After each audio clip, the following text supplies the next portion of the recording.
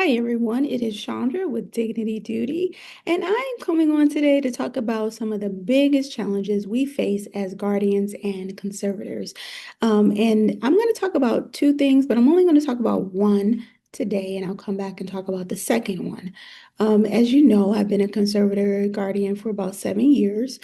So some of these things I have faced in the beginning, they've kind of died down, and I don't necessarily have to deal with some of them as much.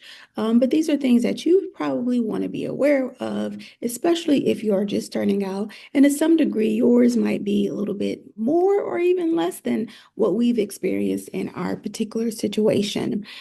So the number one or challenges that I feel that we face would be family conflict. I'm going to even enter into that non-immediate family conflict. And the reason I say that is because in my personal situation, I just feel like as a family, immediate family, we've kind of been in agreement with what's needed. We've been in agreement with the reports. We've been in agreement with what needs to happen for this individual. However, non-immediate family members, and I'll detail that out a little bit, have kind of, voiced some concerns to the individual, not necessarily talking to us, but kind of, voicing their opinions and thoughts on what should happen with their life. And for example, this individual was married for like 20 years. The wife passed away. And during the 20 years, she pretty much took great care of him. But when she passed away, I think it kind of left some of the challenges that he had been dealing with to kind of come to the forefront. And they had difficulty just kind of, with daily life activities and decisions and things like that. Well, come to our knowledge is that for the majority of that time, this individual was taking care of or just helping a lot with the in-laws, okay? And so when the wife passed away, obviously, now their voice is a little bit bigger to be able to let him know, exactly what they need. Well, here comes his family stepping in, saying, we need to assist you, and make sure that you're taken care of so that you don't end up on the street. And,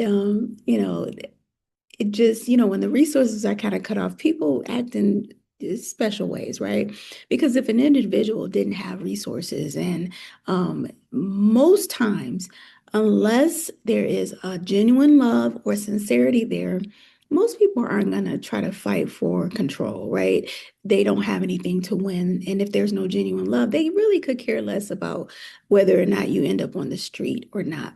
So that's why I'm adding in non-immediate family members. So when you step into a legal role like a guardian or conservator, you're not just handling paperwork, but you're suddenly managing family emotions, disagreements, and even some resentment that might come up, which happened in our case when the resources were cut off for the in-laws. One sibling or individual might think you're being too strict.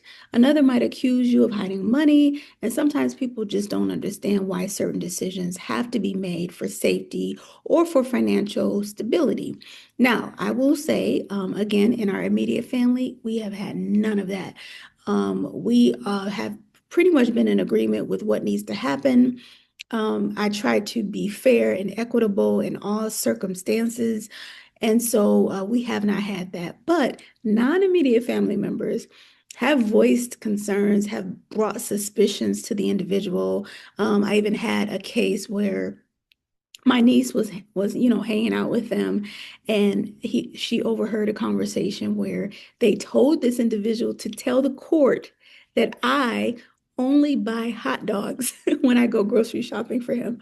And so, it got to the point where I just started taking snapshots and taking pictures of everything that I do for the individual for the most part. Like I said, it's been 7 years, so it's kind of died down. But you have to make sure that you're strong enough to be able to stand up and and face these challenges, because it's not always going to be peaches and cream when you're trying to handle someone else's life, and there are other people who feel that they could do it better, or here's the key, they could benefit from it better. or benefit from it. And the motives are not always pure and innocent. So how do you handle it? Okay, how do you handle it? So, number one, the one thing you want to do is make sure that you're communicating openly. Explain what you're doing and why without sharing private details that could violate confidentiality. Now, again, in our case, all the people that I have to communicate with, they also receive and are served reports every year on the status of the individual. And, they're still communicating. So it's not like they're isolated or anything like that. But you want to make sure you're communicating openly. And I would even go so far as to say, communicate openly with the person you're serving, the people that the court requires you to communicate with and serve papers and reports.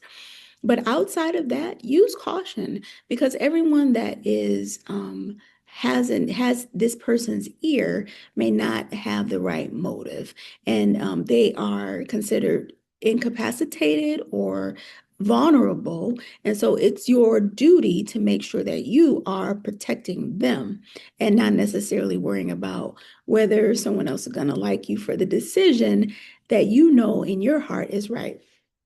Um, Again, one of the things I do is I do try to ask for input from the additional family members. If there's a serious question or something, a decision that has to be made, I'm asking them to, get their input. And again, they receive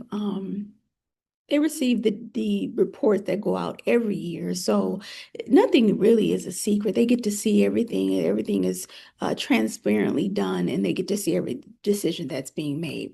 Number two is you want to document everything. You want to keep receipts. You want to log conversations and written notes. It's your safety net. If anyone has questions of your actions, then you'll be able to document and pull up receipts and say, this is what happened. This is how it went down. And there's no question on your end on how you handled the situation. I even keep text messages. Make sure to document text messages because sometimes, I'm certain things are requested of me, and even though I know I'm making the right decision, I always have to. I want to make sure that if asked, that I can answer the court to say this is why I made this decision. This was the conversation that we had, and just to protect myself. And then number three, you want to use professionals as buffers. Attorneys, social workers, and court mediators can help keep conversations calm and factual. Again, I am not an attorney, but I have a family attorney that handles our case with me. I see him every year. If something comes up, I'm calling him. I'm asking him. I'm running it by him. What do you think about this? This was requested of me. I mean, am I able to do this? And so I make sure that I have a safety net of people around me that can help me to navigate this effectively, right? And make sure that I'm doing things right. The bottom line is, listen, you cannot please everyone, but you can stay ethical, transparent, and legally protected. Remember, guardianship and conservatorship are about dignity and protection. It's not about a popularity contest. Follow me for more on navigating the hard parts of caregiving and legal advocacy. See you next time.